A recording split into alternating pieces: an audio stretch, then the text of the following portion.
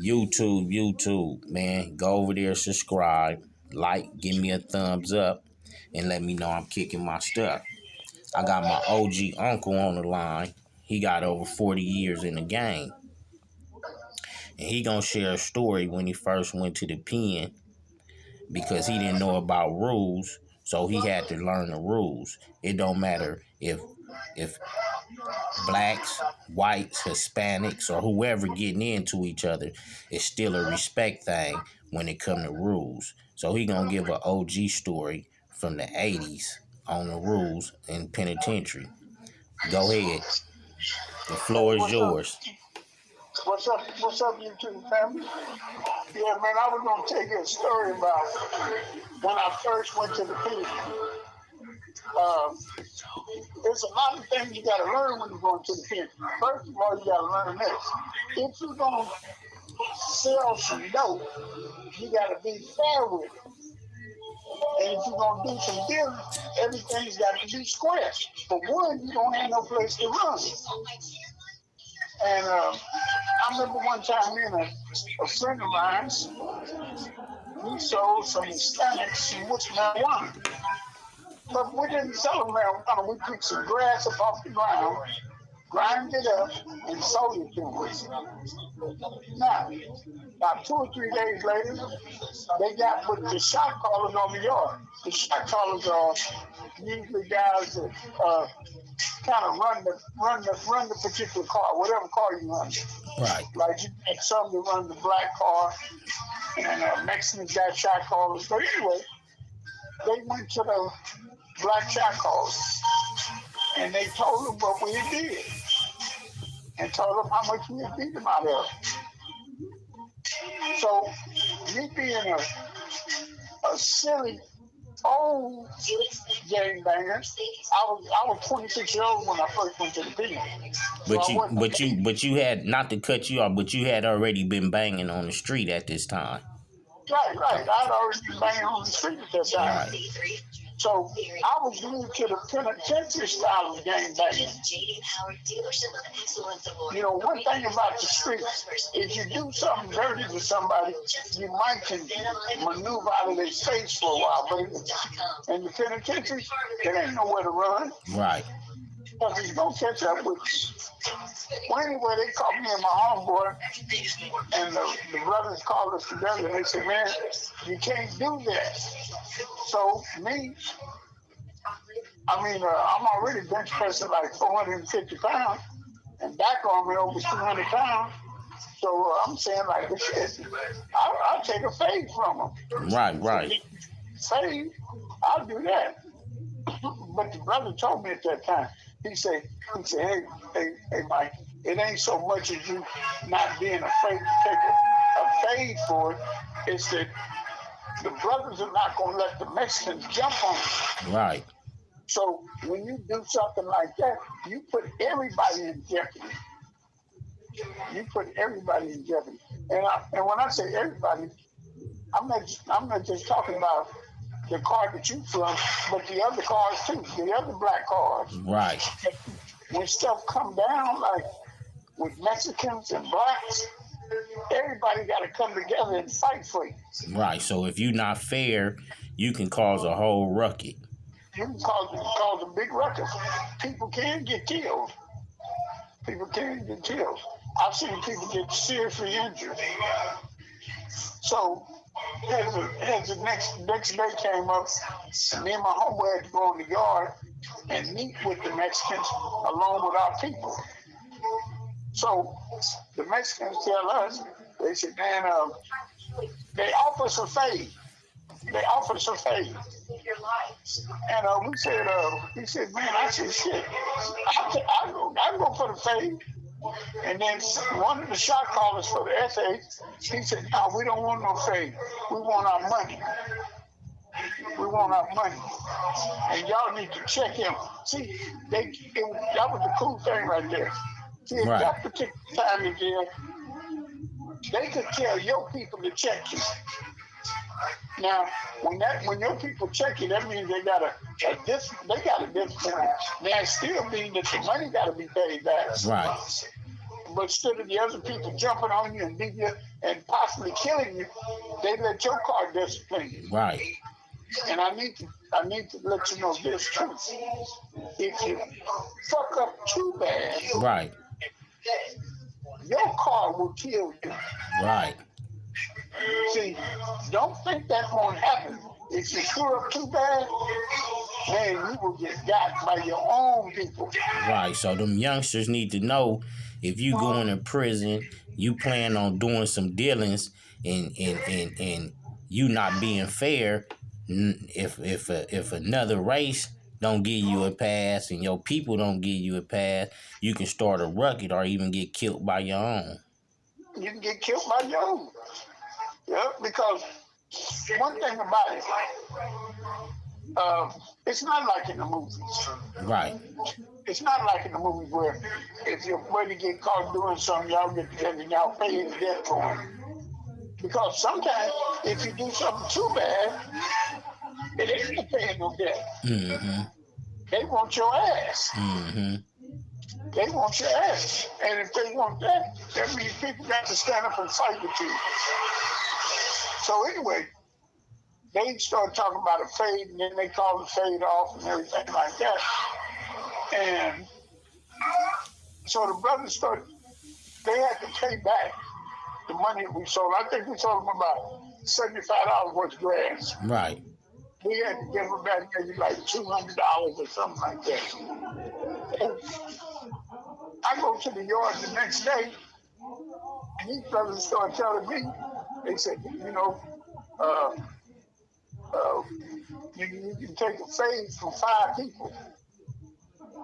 This what your car is telling you. This is my car telling me. You can take a fade from 5 people. It wasn't no other alternative. Yeah, it was another alternative, but we hadn't got to that yet. Okay. We hadn't got to that yet. First, it was the fight part about it. So, me and one cat, we went head up. And it was a pretty good fight. It was pretty good. And so another brother that was calling shots, he said, look, man, he said, we're going to tell you what you're going to do because you are a young rider. You know, and we respect you for being a young rider, but we need to teach you more. See, you don't mind fighting. See, that's the thing about it. You don't mind fighting. Mm-hmm. But when you got to do something for discipline, that works on your mind a little bit more. Right. So dude tell me they wanted me to walk 1,000 laps. Right. Around this quarter-mile track. Anybody that's been to prison knows the track is usually about a quarter mile. Right. 4 laps on that track is a mile. These dudes tell me they want me to walk 1,000 laps around this track. And I'm talking about like do 2,000 push-ups, a bunch of burpees, all that kind of shit. Yeah. And I'm like, nigga, I'm not finna do all that. Mm-hmm. And gotta pay, because you gotta pay some of that money that you owe. Right. Whatever you got gonna go towards paying that debt. I said, man, I ain't finna do all that. You gotta pay the debt. And then they get like this. They say, well, the next alternative, somebody might want to hit you. Right. So I did like this. That next day I started walking laps. Mm-hmm. It seemed like it took me 2 months. Right. All the laps around that track. Right. And to do all the exercises they had me to do. But I tell you what I did learn. Yeah. That was my first lesson on politics in prison. Right. That was my first lesson on politics in prison. Right. Don't do nobody wrong no matter what race they are. Right. Don't do nobody wrong. Right. Be as straight as you possibly can. If you're going to sell them some dope, sell them some dope. Even if the dope is short. Sell it to them as real dope. Right. Then they might come back and say, wait, man, he sold me somebody was short. Right. And then that's easy to make up. You don't, I found out that you just You just don't beat nobody. Cause for one, it ain't nowhere to run to in there. Exactly. It ain't nowhere to run. So most of the time, if you can, try to keep your deals square. Right. Try to keep your deals square. I mean, you can, you got some cats in there just don't give a damn. Right. And they can't. And what They got. usually, not to cut you off, what usually happen to someone that just say, I don't want to accept the discipline. I'm not gonna walk no laps. I'm not gonna do no exercise. What happened to them type dudes? Well, see, you know, he's gonna get his ass whooped, put it like that, Right. and might get killed Right. because now he didn't let everybody. He didn't disrespect his own folks. Here, he said, "Y'all ain't doing nothing to me," and now his folks got to do something because now they got these Hispanics looking at them and say, "Well, what you gonna do to this dude?" Right. Now that you're going to give us a green light to go ahead and handle it. And more than likely, if you start saying, I'm not going to do that, I ain't going to be fighting and all that shit, I ain't going to do that. The Mexicans going to ask, well, what are y'all going to do? And they say, well, the brother don't want to act right, man. He don't want to do nothing. They say, okay, can we handle it? And more than likely, they might say, go ahead and handle it. Because you didn't disrespected the car already. You done disrespected your car, got your car looking bad because you won't do nothing that your car tells you to do. So, hey, you may get handed on a silver platter. Right. And if that happens, ain't nobody gonna help you. So in them 80s, it was because I see pictures of dudes on swole like a motherfucker, everybody on swole. So I could just imagine, you say you benching 4 quarters and you got 5 other motherfuckers benching 4 quarters. So a motherfucker gonna damn near kind of work a deal out and get some act right a little bit and learn a lesson. Right. But see, especially like that, on the yard I was at, Jamestown. Right. The yard I was on, they had a fire camp on, I think that yard name was Calaveras. On the Mariposa side. Right. Now, the Mariposa side was level 2, and low level 3s. Low level 3s. But you got Mariposa was a fighting yard. Right. Like you said, we eating the same foods that they eat in fire camp. So that they training with over there. So if they get a whole chicken, we getting a whole chicken on our side. Right. Can you imagine eating a whole chicken, a loaf of bread, and potatoes and gravy, and then going out there working out? Everybody on that yard was swole. Right, the feeding was way better back then, huh? Right. So it wasn't no weak person. So if you was gonna fight somebody, you was gonna fight somebody that was your equal. Right. They was gonna put a little skinny Mexican on you. They was gonna put one of their big swole Mexicans on you. Right, cause they swole back then too. My God, they was just as big as we were. Yeah. Just as big. Yeah. Hey, look, one more question. What car did you run with at that time back then? Well, at that time, I ran with the Hoover Crips. Okay, so that's part of the Crip car. Right, that's part of the Crip car. Okay. With the Hoover Crips. But I can tell you something too. And how old are you, Unc? I'm 65. So if you don't mind, could you just throw 3 reputable names out from your generation? Let's see. Whether if they here or not, just giving them a shout out, you could just say their name. You don't have to say nothing else.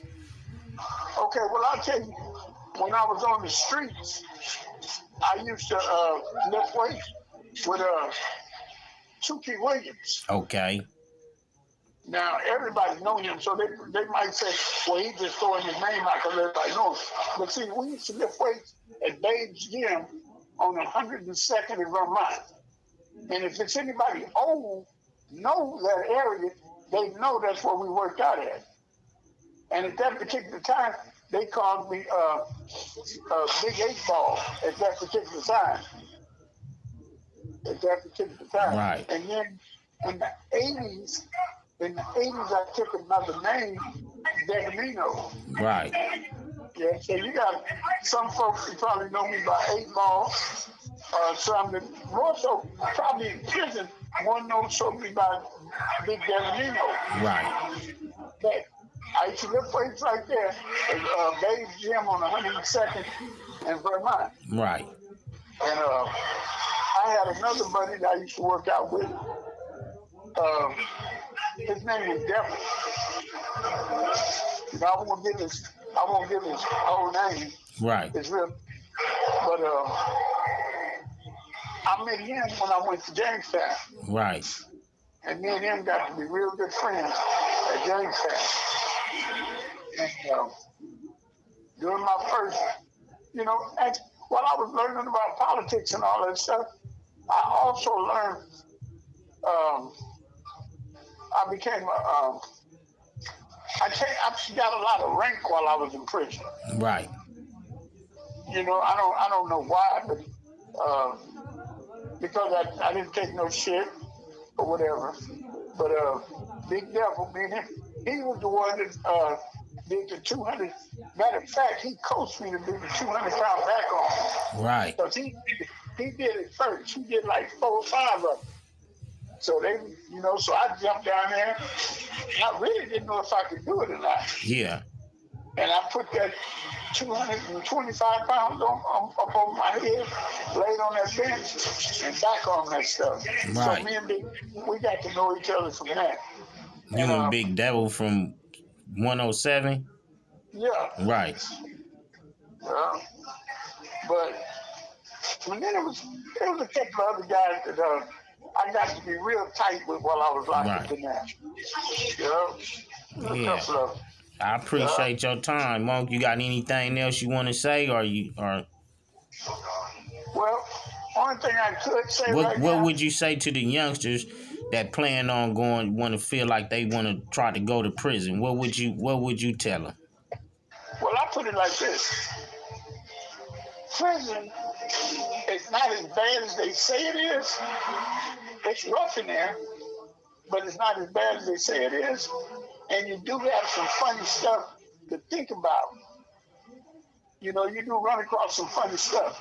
But I would say this: you'd be a damn fool if you set your mind on getting known and putting yourself in prison. You'd be a damn fool for that. Because even though it might not be as rough as they say it is, it's still a place where you might not come out on top. Mm-hmm. So I would suggest to people that's thinking about it, because you know some dudes try to be as tough as they can, trying to make a name for themselves, and they think going to prison is going to make a name for them. Just a setback. Setback. It can be a setback. It can be a setback.